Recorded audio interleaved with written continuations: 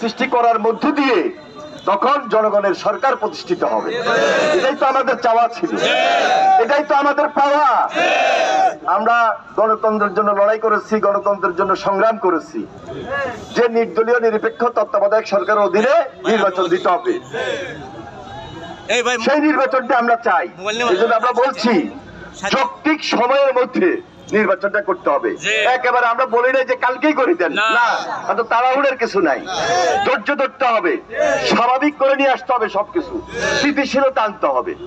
আর একটা জিনিস মনে রাখবেন, আমাদের নেতা ভারপ্রাপ্ত চেয়ারম্যান জনাব তারেক রহমান খুব স্পষ্ট ভাবে উনি ওনার বক্তব্যের মধ্যে বলছে, এই বক্তব্যটা শুনবেন এবং ওনার সিদ্ধান্ত অনুযায়ী আমাদেরকে কাজ করতে হবে।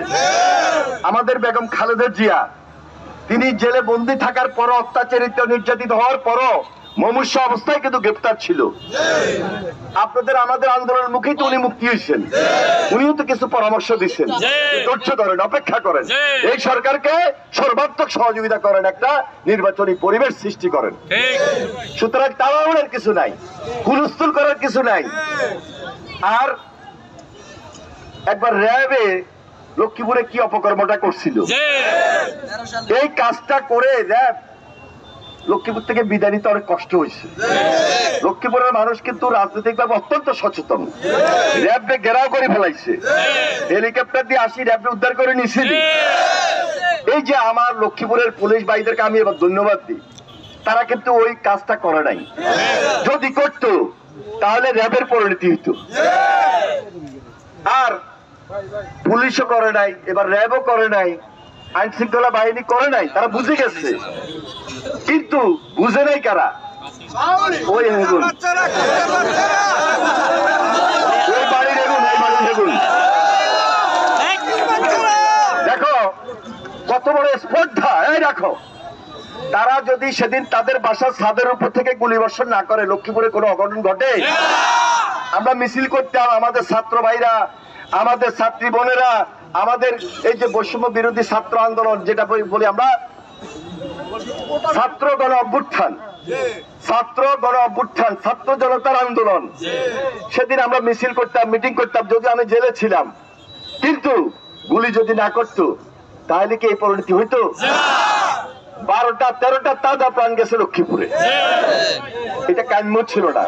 এটার জন্য দায়ী এই বাড়িওয়ালারা, যারা লক্ষ্মীপুরে 96, 97, 98 অত্যাচার, নির্যাতন, খুন খারাপি করছে।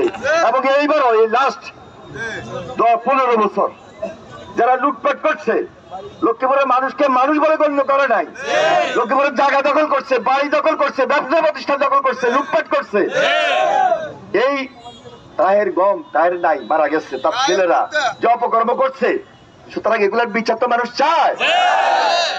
এখন গতকালকে 1-2টা মামলা করছে, যারা মারা গেছে, শহীদ হয়েছে, তাদের পরিবার আসি মামলা করছে। কিন্তু গত 15 বছর, রাখো অসুবিধা নাই, গত 15 বছর এই যে আমাদের হাজিরপাড়ায় ফারুকরে হত্যা গুম করছে, আমাদের ইকবাল জুয়েল তারে গুম করছে, আমাদের এখানে মনির হাজিরপাড়ার, লক্ষ্মীপুর শিহাব, সুমন, এইভাবে যদি হিসাব করি সর্বশেষ সজীব, এই মামলাগুলো করতে হবে না?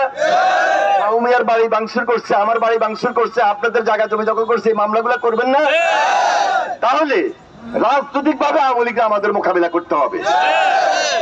নিজের হাতে আইনকে নেবেন না, মামলার মাধ্যমে বিচার চাইবেন সরকারের কাছে, এবং সেই বিচার ইনশাল্লাহ এই দেশের মানুষ পাবে, এবং সেজন্য আমরা অপেক্ষা করবো। তাড়াহুড়ার জন্য তাড়াহুড়া করার কোনো প্রয়োজন নাই, বেশি কথা বলার দরকার নাই। সর্বশেষ একটা কথা বলবো, সবকিছুর উপরে আল্লাহ, আল্লাহর হুকুমে এই দেশে আজকে এই যে একটা ঈদ মোবারকের কথা বলছেন, খুশি, আনন্দ, মুখে হাসি, এই জিনিসটা আমরা দেখছি। কারণ আমরা 15 বছর আন্দোলন করি, তো আমরা কাঙ্ক্ষিত লোকে পুষতে পারি নাই। আগামীকালকে তো শুক্রবার, প্রত্যেক মসজিদে মসজিদে গোয়ান হবে, গোয়ানে শুনলেন হুজুরা কি বলে, কথাগুলো কিন্তু অত্যন্ত গুরুত্বপূর্ণ। গত শুক্রবারও আমি ঢাকা একটা মসজিদে সেখানে হুজুরের বয়ান শুনছি। আর মানুষ কিন্তু আমাদের চেয়ে বেশি চালাক। এই জন্য আমাদের দলের নামে কেউ তেলিবেলি করবেন না, উল্টাপাল্টা করবেন না, মানুষ কিন্তু উত্তর দিয়ে দিবে। এই জন্য কাঙ্ক্ষিত লক্ষ্যে আমরা 28 তারিখে পুষতে না পারলো, গত 15 বছর পুষতে না পারলো, সর্বশেষ এই যে কোটার নামে যে ছাত্র ছাত্রী ভাই বোনেরা আন্দোলন সংগ্রাম করছে, যেটা ছাত্র জনতার আন্দোলনে পরিণত হয়েছে, তারা আমাদের সঙ্গে যুক্ত হয়েছে, আমরা তাদের সঙ্গে যুক্ত হয়েছি, তাদেরকে সমর্থন দিয়েছি, তারা আমাদেরকে আহ্বান জানিয়েছে। এই যে ছাত্র আন্দোলনের, ছাত্র জনতার যে কঠিন আন্দোলন, যে কঠোর আন্দোলন, এই আন্দোলনের মাধ্যমে আল্লাহর হুকুম ছিল বলেই হাসিনা উড়ে দিয়েছে, হাসিনা পালিয়ে গেছে। এটা স্মরণ করতে হবে, আমি আপনি পারি নাই, সর্বশেষ আল্লাহর যদি হুকুম না হইতো। সুতরাং আল্লাহ তাদেরকে শিক্ষা দিছে, আর এই শিক্ষা থেকে আমাদের শিক্ষণীয় আছে না? আমরা শিক্ষণীয়টাকে ধারণ করে আগামী দিনে আমাদেরকে চলতে হবে, আগামী দিনে আমাদেরকে চলতে হবে। আর সর্বশেষ দেশনেত্রী বেগম খালেদা জিয়ার জন্য দোয়া করবেন।